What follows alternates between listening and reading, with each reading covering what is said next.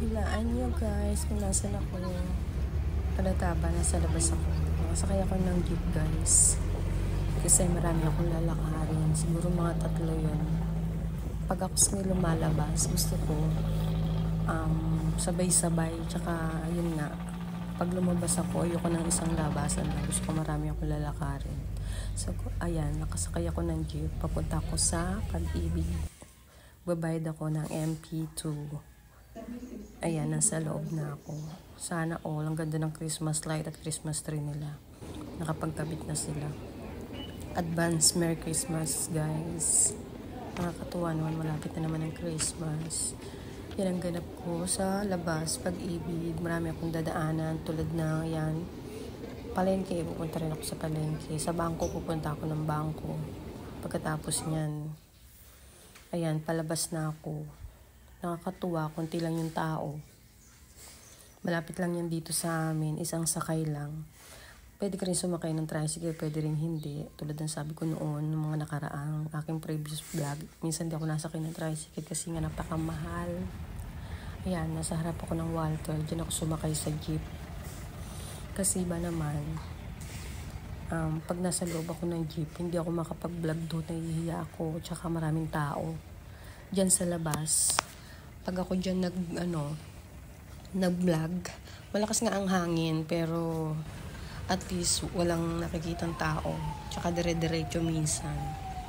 Yan, share ko sa inyo mamaya. Ang ganda ng mga daanan dyan, walang traffic. Ano bang araw ako nung umalis dyan, nung lumabas ako? Kahapon lang pala. Kahapon yun. Anong araw ngayon? Wednesday. So, ibig sabihin kahapon, Tuesday, guys. Hindi. Oo, tama nga. Ayan, so ayan yung daanan namin dyan.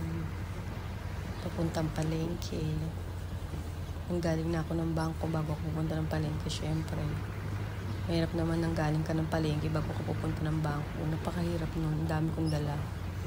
Namili ako ng konting gulay. Mamaya i-share ko yun sa inyo. Tapos, bumili ako ng malatkit. So, mamaya papakita ko na lang sa inyo. Basta yan, napakaganda ng daanan. Walang traffic. Siguro, pag ako lumabas mga ganyang araw. O baka dahil wala pang sweldo kaya walang traffic. Minsan ganun diba? Pag tayo lalabas. Ayan, yung bagong tayong building. Ang ganda. At ang taas nakakatuwa. Para nang nasa Maynila. Diba? Yan, madalas namin lakaran yan sa minister. Jogging sa lugar na yan. Nakakatuwa talaga. Ang saya-saya. Maaga ako umalis ng bahay, pero maaga rin ako nakauwi. Gawa ng wala ngang traffic. Tapos, mamaya, papakita ko sa inyo, maya konti, yung aming pasyalan sa may promenade park. Tuwing Pasko, maganda dyan. Mailaw siya. O diba, ang ganda, ang daming pang puno. Malilim pag naglakad-lakad ka dyan. Sa kabilang side yun, doon pwedeng maglakad-lakad. Dito naman ito talaga daanan niya ng sasakyan. Malapit na rin ako sa palengke, guys. Ayan, yan yung sinasabi ko sa inyo na madalas puntahan. Dinadayo yan, guys, ng mga tao. Napakaraming tao. Every Christmas, talagang dinadayo yan.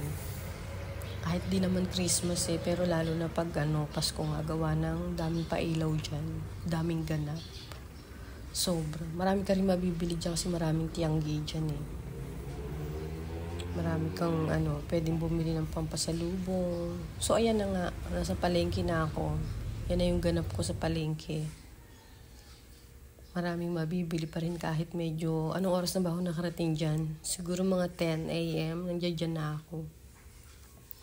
Naku, papakita ko sa inyo. Pinuhanan ko ng video yung yung mga tuyo tsaka daing ba yun? Naku, ang sarap. Napabili ako. Pero konti lang ang binili ko. Ayan yung mga tuyo. Sarap. Ayun, daing ba yun? Yan. Basta bumili ako ng tuyo tsaka daing dyan. Ang sarap, no? Ayan, bumili rin ako ng kalabasa.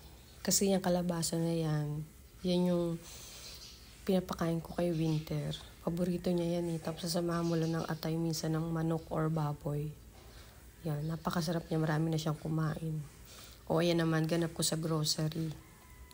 Pagkatapos ko sa palengke, sabi ko sa inyo pagtapos ko sa palengke, marami akong dinadaanan. O, ang sarap niyan.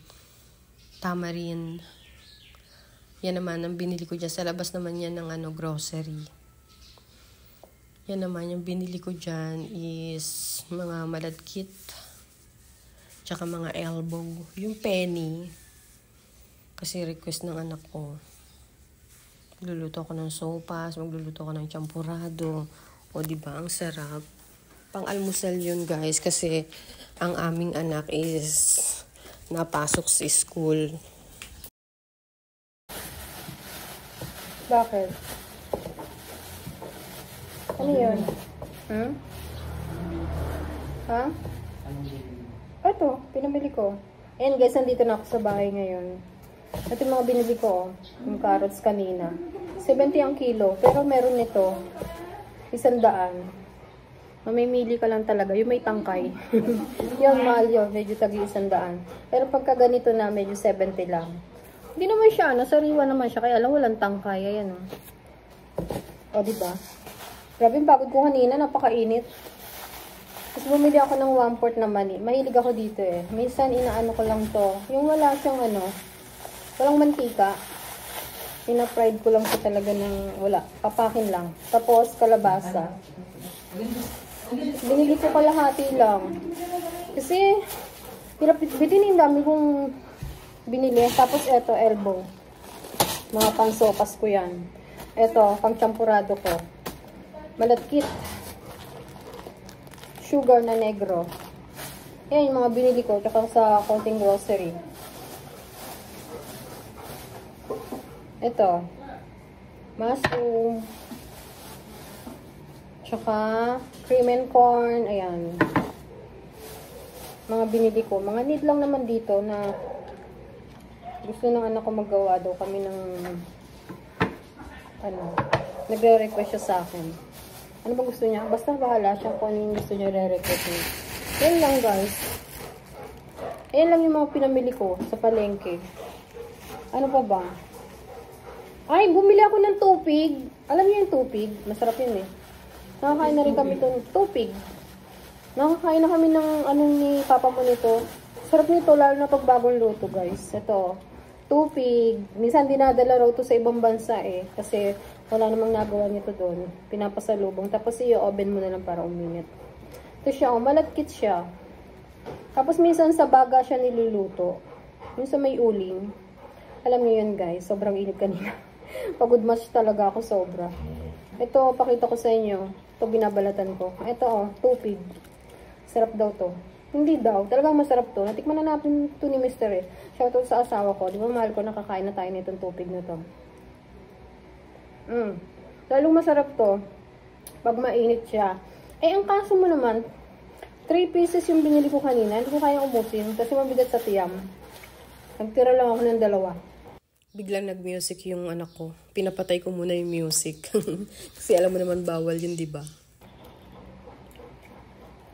Kain tayo guys. Pagod match ako. Sobra.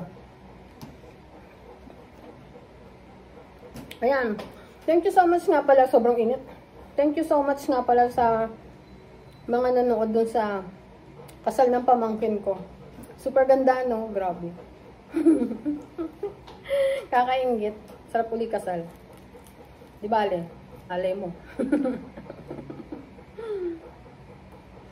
golden na. Pagod match talaga ako. Grabe. Tsaka, sa nakakapansin nga pala sa akin na tumataba ako. Opo, tumataba na po talaga ako. Hindi katulad nung, ayun, ang taba ko na. Hindi katulad nung na super payat ko. Yan, share ko lang sa inyo. Sa mga nakapanood sa akin noon, magkaroon kasi ako ng allergy. By the way, tapos na yan, matagal na yun. Nakaraang taon pa yun. Ligpitin ko muna itong aking mga pinamili guys. Salamat sa inyong pagsama. End ko na. Tinatago ko yung tiyan ko kasi tumataba na ako ng sobra. End ko na itong aking vlog. Susunod na lang guys, kita-kits tayo. Salamat po sa lahat ng mga sumusuporta at nanonood sa aking mga vlog. Thank you so much po. Ayan, shoutout sa anak ko. Tsaka sa mister ko. Tsaka syempre sa mga pamangkin ko, yung mga umati ng kasal. Sa lahat ng kamag-anak namin. Hello po sa mga kapanood nito. Kamusta po lahat? Thank you so much po sa lahat. At shout out, congratulations sa pamangkin ko si Mars at si Mark. Happy sila ngayon. Magkasama na sila araw-araw. Mantakin mo, 8 years bago sila kinasa. Sana all yung mga kabataan ngayon. Diba, no? Pantalo. Ang sarap ng tubig. Sobra. Ngayon ako na to.